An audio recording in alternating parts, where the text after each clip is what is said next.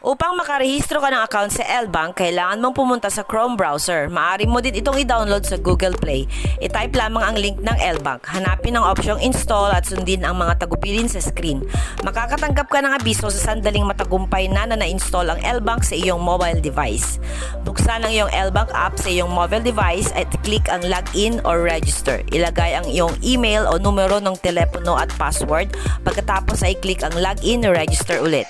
Pagkatapos mong i-click ang login register, isang code ang ipapadala sa iyong email o numero ng telepono na nirehistro. Ipasok ang code at i-click ang sign up. Matagumpay ka na nakagawa ng account sa L-Bank.